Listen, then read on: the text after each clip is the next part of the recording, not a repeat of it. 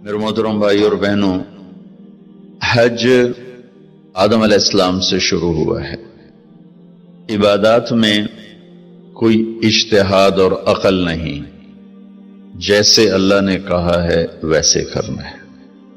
نماز اپنی عقل سے ہم معلوم نہیں کر سکتے، روزہ ہے، حج ہے۔ عبادات میں جیسے آسمان والے نے بتایا اور جیسے جناب رسول اللہ صلی اللہ علیہ وسلم نے کر کے دکھلایا، بس ہم نے وہ کرنا ہے۔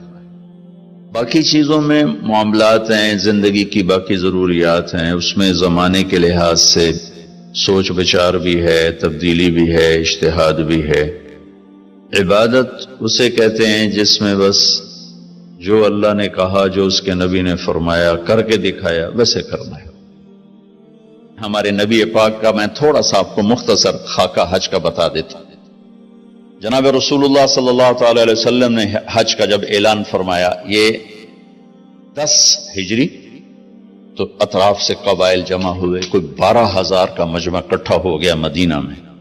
25 تاریخ کو بروز ہفتہ آپ نے نماز ظہر سے پہلے غسل فرما کے 2 چادریں احرام کی نیت کے بغیر 2 چادریں باندھ، کرتا بھی اتار دیا، تہمد بھی اتار دیا۔ سحارا ایک بستی ہے جو آج کل مسقط میں آتی، وہاں سے ایک کپڑا آتا تھا، اس کی آپ نے 2 چادریں لی۔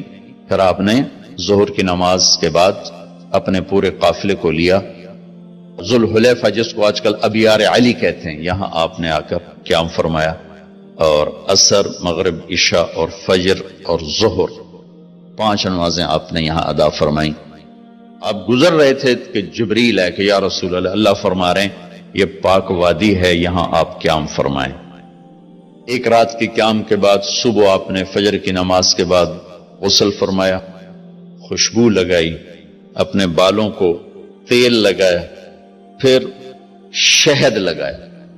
شہد گوند کا کام دیتا ہے، چونکہ اب ننگے سر جانا تھا تو بال بڑے تھے آپ کے، شانوں تک آئے ہوئے تھے، تو آپ نے ان کو شہد لگا کے نا وہ جوڑ دیا، آپس میں جوڑ دیا۔ اور عائشہ رضی اللہ تعالیٰ نے آپ کو خوشبو لگائی۔ جسم پہ خوشبو لگا سکتے ہیں احرام سے پہلے، احرام کے کپڑے کو نہیں، جسم پہ خوشبو لگا سکتے ہیں احرام کی نیت کرنے سے پہلے۔ بالوں میں، مانگ میں آپ نے خوشبو لگائی۔ پھر اس کے بعد آپ نے ظہر کی نماز ادا فرمائی اور آپ اونٹنی پہ سوار ہوئے اور قبلہ رخ ہو کر آپ نے کہا لبیک حجۃ اللہم لبیک، اپنے حج کا احرام باندھا۔ تو جبریل آئے کہ یا رسول اللہ، اللہ تعالیٰ فرما رہے ہیں عمرے کو شامل فرمائیں۔ وہاں سے آپ چلے، آپ کے ساتھ کوئی 12,000 کا مجمع تھا، اور آپ ملل میں آپ نے قیام فرمایا۔ ملل سے نکلے اور روحا میں پہنچے۔ روحا میں کنواں ہے، وہاں 70 نبیوں نے قیام کیا ہے حج کے دوران، حج پر جاتے اور آتے ہوئے۔ وہاں آپ نے بھی قیام فرمایا، رات بھی ٹھہرے۔ روحا سے چل کر آپ عثایا پہنچے، عثایا سے عرج پہنچے، عرج سے ابوا پہنچے۔ ابوا پہنچے تو سامنے بستی تھی جہاں آپ کے سارے انتظام کیے گئے تھے رہائش کے، اور یہ قافلہ 12,000 کا اب 60-70,000 کا ہو چکا تھا۔ تو ابوا میں آپ کی والدہ کی قبر ہے، حضرت آمنہ رضی اللہ تعالیٰ عنہ کی قبر مبارک ہے۔ تو آپ سڑک سے یوں ہٹ گئے، اندر پہاڑوں میں چلے گئے۔ اکثر مجمع تو نیا تھا، انہیں نہیں سمجھ میں آیا کہ اللہ کے نبی اندر کہاں جا رہے ہیں۔ چندے کو پتا تھا کہ آپ کہاں جا رہے ہیں، تو آپ چلتے چلتے چلتے چلتے چلتے ایک جگہ اپنے اونٹنی کو بٹھایا، کوئی وہ 70-80 فٹ اونچا پہاڑ ہے، تو وہاں سے آپ اوپر چڑھے۔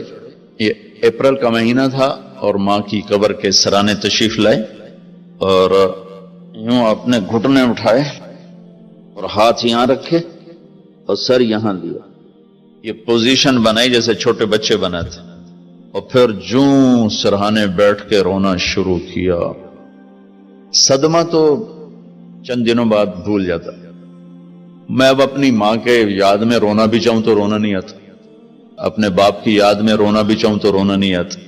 اور میرے نبی کو 57 برس گزر چکے تھے ماں کے گئے ہوئے، تو وہ 57 سال پرانا درد ابھی زخم بھرا نہیں، آپ اس پوزیشن میں بیٹھے اور اتنا روئے کہ سارا رواں آپ کا آنکھ بن کے رو رہا تھا، وہ ساری داڑھی آپ کی آنسوں سے تر ہو گئی، اور آپ نے آگے جانے سے انکار کر دیا کہ میں آج رات اپنی ماں کے پاس ٹھہروں گا۔ آپ نے رات وہیں گزاری۔ کیا رات تھی! ابواس سے چلے تو آپ عصفان پہنچے، عصفان تھے تو آپ نے کہا ابوبکر یہ کون سی جگہ ہے؟ کہا جو عصفان۔ کہا میں دیکھ رہا ہوں ہود اور صالح علیہ السلام گزر رہے ہیں اس وادی سے، لبیک کہتے ہوئے حج کو جا رہے ہیں۔ عصفان سے آپ مر الزہران پہنچے، پھر وہاں سے آپ صرف پہنچے، پھر وہاں سے آپ تنعیم پہنچے۔ تنعیم میں آپ نے احرام کی چادروں کو تبدیل فرمایا، جو 2 چادریں مدینہ میں زیب تن فرمائی تھی، تنعیم اتار کر 2 نئی چادر اسی کپڑے کی۔ پھر مکہ کے ٹاپ سے آپ انٹر ہوئے اور بیر زی طوا کے کنویں پر آ کر آپ نے قیام فرمایا۔ یہ ہے اتوار کی رات، 25 کو چلے اور 4 کی رات کو، یہ مہینہ 29 کا تھا، تو 4 کی رات کو آپ مکے پہنچ گئے۔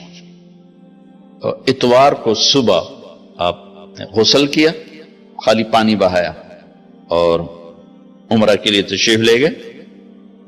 صفا مروہ کی طرف سے آپ پہنچے، باب و بنی شیبہ کے سامنے آپ نے اونٹنی کو بٹھایا تو بنو ہاشم خاندان کے بچے آ گئے، ان سب کو ملے، کئیوں کو اونٹنی پہ بٹھا لیا، کئیوں کو پیار کیا، گلے لگایا، پھر ان سب سے ہو کر باب و بنی شیبہ، یہ باب و بنی عبد مناف تھا، آپ کے خاندان کا دروازہ تھا، اس سے آپ انٹر ہوئے، اور جب آپ فارغ ہوئے تو باب و بنی مخزوم سے آپ باہر نکلے۔ آپ نے جاتے ہی حجر اسود کا بوسہ لیا، پھر سجدہ کیا، پھر بوسہ لیا، پھر سجدہ کیا، پھر بوسہ لیا، پھر سجدہ کیا، پھر آپ رونے لگے، بہت روئے۔ اس کے بعد آپ طواف شروع فرمائے۔ تیسرے یا چوتھے چکر میں آپ نے پانی بھی پیا، اور حضرت عمر سے فرمایا کہ عمر حجر اسود کے بوسے پہ لڑائی نہ کرنا، جگہ ملے تو لے لینا، جھگڑا نہ کرنا، جیسے ہمارے نادانی میں لوگ وہاں عورتیں بھی ایسی حماقت کرتی ہیں کہ ایک سنت عمل کے لیے فرض چھوڑ دیتے کہ مرد عورت کا یوں آپس میں اختلاط، یہ اس سے بچنا فرض ہے، اور وہ ایک سنت کے لیے گھس رہی اور لڑائی جھگڑے فساد، قریب بھی نہیں جانا چاہیے۔ اللہ کا نبی نے استلام کیا، جب رش ہو گیا تو آپ کے پاس ایک لکڑی تھی، وہ دور سے یوں لکڑی کو لگا کر اور اس کا بوسہ لے لے۔ پہلا آپ نے بوسہ لیا، اس کے بعد رش ہو گیا تو پھر آپ نے ہر دفعہ بوسہ میں ایک دفعہ بوسہ لیا، اس کے بعد آپ کے پاس ایک لکڑی تھی، اس لکڑی کو آپ یوں چھوتے تھے اور حجر اسود کو، اور اس کا بوسہ لے لیتے تھے۔ بوسہ صرف ایک دفعہ، پھر جب آپ نے 2 نفل پڑھ لیے اور تشریف لے گئے صفا مروہ کے لیے تو پھر حجر اسود کا بوسہ لیا، اور آپ نے جا کر صفا مروہ پہ 7 چکر پورے کیے۔ بعض روایت میں ہے کہ 3 چکر پیدل کیے، پھر مجمع زیادہ ہو گیا تو 4 اونٹنی پر بیٹھ کر گیا تاکہ لوگ دیکھ لیں۔ اس کے بعد آپ نے اعلان فرمایا کہ بھئی جن کے پاس قربانی کا جانور نہیں ہے وہ احرام کھول دو۔ تو صحابہ نے کہا یا رسول اللہ آپ کھولیں، تو آپ نے فرمایا کہ میرے پاس قربانی کا جانور ہے، ابو بکر کے پاس، عمر، زبید، طلحہ یہ نہیں کھولیں گے جو کہ ان کے پاس بھی قربانی کا جانور ہے، باقی جن کے پاس نہیں کھول دو۔ تو سب نے کھول دی، اور حج افراد بھی تمتع بن گیا، حج قران بھی تمتع بن گیا۔ اب نہیں ہو سکتا، اب جو نیت کریں گے وہی کرنی پڑے گی، لیکن اللہ کے نبی کا خاص حکم تھا تو سب کا حج تمتع بن گیا۔